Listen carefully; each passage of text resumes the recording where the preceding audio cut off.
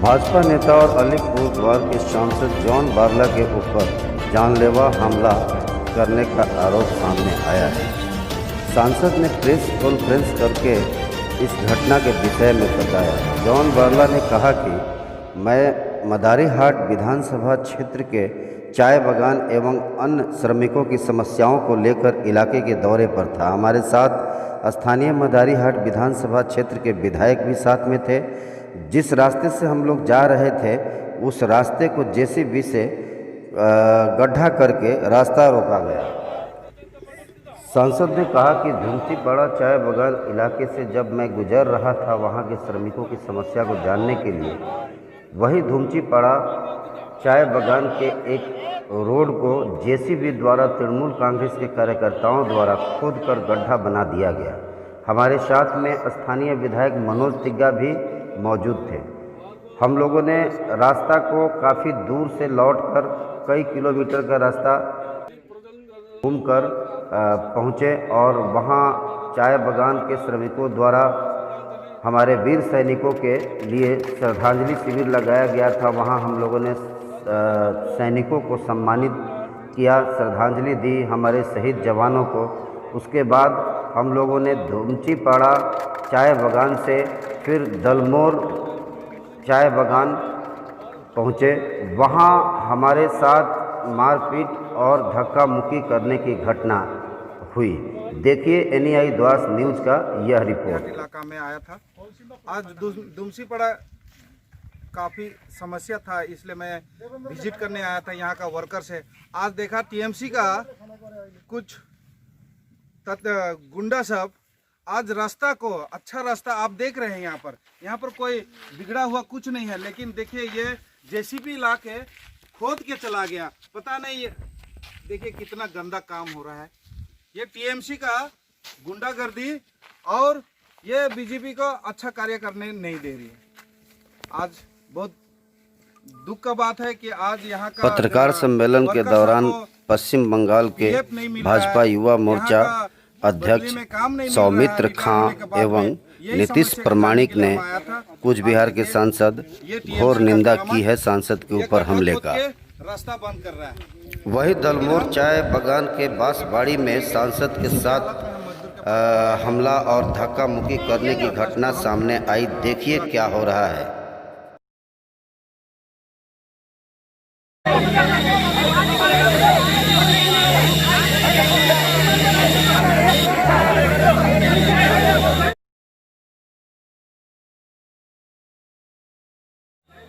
लोगों के भीड़ से धुआं भी निकल रही है और कितने ज़बरदस्त आक्रमण के साथ यहाँ पे झमेला चल रहा है। सांसद को यहाँ किसी तरह से स्थानीय महिला एवं भाजपा कार्यकर्ताओं ने निकालने में सफलता हासिल की, तब वह बचकर यहाँ से निकल पाए।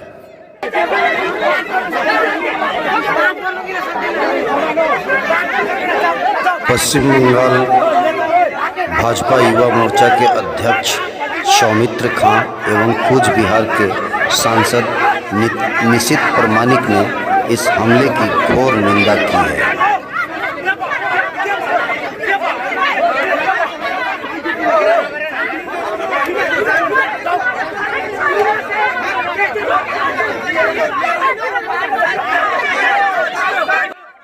सांसद जॉन बारला ने कहा कि यहाँ सशस्त्र हमला करके मुझे आघात पहुँचाने की योजना थी, लेकिन स्थानीय गांव वाले और महिलाओं ने सुरक्षा कवच बनाकर मुझे यहाँ से निकालने में सफलता हासिल की। मेरी जान किसी तरह से बच पाई। बीरपड़ा थाने में शिकायत दर्ज करने के बाद जॉन बारला ने क्या कहा। माननीय सांसद जी, कल दलमोड़ बांसबाड़ी में जो घटना घटा था, आपके ऊपर जो हमला हुआ था, उसके लिए आज आप बीरपड़ा थाना आए थे, तो क्या हुआ थाना में आके? आज थाना में आज गए थे हम लोग, हमारे MLA साहब, हमारे president, district president Ganga Sharma ji और जितना भी हमारा मंडल प्रेसिडेंट गया था, और एक FIR लिखे गया था जो कल का घटना घटा कि मैं बांसबाड़ी लाइन दलमोड़ गया था और कुछ डिपुटेशन लेने गया था और वहाँ का कुछ टीएमसी का गुंडा सब आया, कुछ हवाई फायरिंग किया और मुझे वहाँ पर धक्का मुक्का किया, हमारा है ना हाथ लगाया। और मैं आज वही केस को लेके मैं आज थाना में डायरी करने गया था। लेकिन आज देखिए एक संसद का डायरी एक्सेप्ट नहीं कर रहा है तो साधारण आदमी को सोचिए क्या होता होगा। ये पुलिस प्रशासन, पश्चिम बंगाल का पुलिस प्रशासन किस प्रकार का व्यवहार करता है। एक एमपी का, एक एमएलए वहाँ डिस्ट्रिक्ट प्रेसिडेंट जाते हैं एफआईआर देने के लिए, एफआईआर नहीं लेते हैं, रिसीव नहीं करते हैं। तो आप बताइए साधारण आदमी के ऊपर जिस प्रकार का टॉर्चरिंग होता है, जब वो टॉर्चरिंग होने के बाद में जब थाना में डायरी देने जाते हैं तो नहीं लेता है, जब संसद का नहीं लेते हैं तो साधारण आदमी सोचिए क्या होता होगा। कल मैं अपने कार्यकर्ता से मिलने के लिए मादरीहाट ब्लॉक गया था। प्रत्येक मंडल में कल प्रोग्राम लिया गया था, टोटोपाड़ा, अंटापाड़ा, तुलसीपाड़ा, गरगंडा, लंकापाड़ा और रामपाड़ा। तो कल टोटोपाड़ा, अंटापाड़ा, जब दुमसीपाड़ा हम गए तो दुमसीपाड़ा ऐसे 3 गांव है, तो 2 गांव घूम के दूसरा फिर तीसरा गांव में जब जा रहे थे, बस वहाँ का कुछ समस्या, रास्ता घाट, नदी नाला, ये सारा समस्या, पानी का समस्या, यही समस्या सुनने के लिए हम लोग गए थे। अब कुछ लोग वहाँ पर जनता सब डेपुटेशन दे रहे थे, ये समस्या है। तो कुछ ही दुमसीपाड़ा बगान में ऐसे तो रास्ता घाट खराब है और हम लोग उसी रास्ता से जा रहे हैं तो कुछ आगे देखा वहाँ पर टीएमसी का कार्यकर्ता, वहाँ पता लगने के बाद में पता चला कि वहाँ का टीएमसी के कार्यकर्ता वहाँ रास्ता को खोद के, जिस रास्ता से हम लोग गुजरेंगे उस रास्ता को खोद के गड्ढा कर दिया और हम लोग आगे बढ़ नहीं पाए। फिर दूसरे रास्ता से जाके उस गांव में विजिट करके आया। उसके बाद हम लोग वहाँ से लास्ट हम लोग को 5 बजे का प्रोग्राम था हमारा बांसबाड़ी दलमोड़ चाय बागान में। तो वहाँ जाने के बाद में हमारा जितने भी कार्यकर्ता, हमारा पंचायत मेंबर, उनके साथ मिले। उनके साथ मिलने के बाद में उन्होंने हमें डेपुटेशन दिया कि यह नदी नाला रास्ता घाट खराब है, उसी को समस्या को लेके दिया था, बागान का समस्या लेके। तो उसी समय टीएमसी गुंडा सब आए, कुछ हवाई फायरिंग किया। उसके बाद हमको हमारे ऊपर आक्रमण किया और फिर बाद में देख रहे हैं माहौल बिगड़ जाएगा, क्योंकि उनके पास बहुत सारा सामग्री सब था, आर्म्स वगैरह था। इसीलिए हम लोग वहाँ से हमको मजबूरन निकलना पड़ा। तो काफ़ी बारिश भी हो रही थी, अंधेरा भी छाया रहा था और मेरा घर में कल निशित और हमारे दोनों एमपी आने वाले थे, सुमित्रा खा हमारा युवा प्रेसिडेंट स्टेट, तो इसीलिए हम वहाँ जल्दी आ गए। और आज हम जब थाना में डायरी करने गए थे कि कल मेरा ये समस्या हुआ है ना, मेरा साथ ये घटना घटा, तो आज हमने जब एफआईआर करने गया थाना में तो वहाँ का आईसी हमारा रिसीव नहीं किया। हम गए थे, हमारे साथ मादरीहाट एमएलए गया था, हमारा डिस्ट्रिक्ट प्रेसिडेंट गंगा शर्मा गया था और हम लोग को कुछ लोकल हमारा मंडल का प्रेसिडेंट सब गया था। अब जब हम लोग दिए तो उन्होंने इनकार कर दिया कि मैं अभी ये इसको छानबीन करूँगा।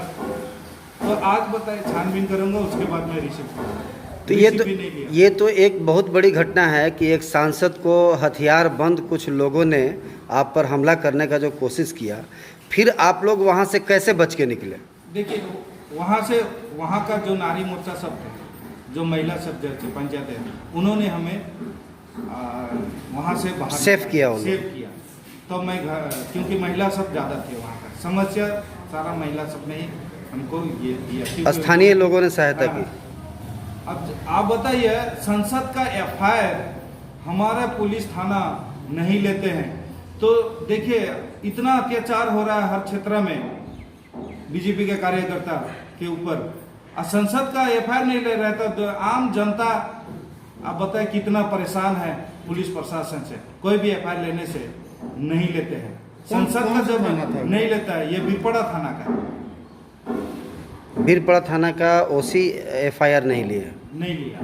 तो इस विषय में देखिए उसके बाद हमने बोला ठीक है, आप एफआईआर नहीं लीजिएगा, तो आगामी दिन हम लोग पूरा क्षेत्र में, पूरा अलीपुर क्षेत्र में हम घोर आंदोलन करेंगे हम लोग। आपको किसी पे शक है, कौन सा गिरोह हो सकता है, कौन व्यक्ति हो सकता है? उसी का गिरोह ही है, क्योंकि उनके साथ ये जितने भी लड़का थे कल का दिन में वहाँ का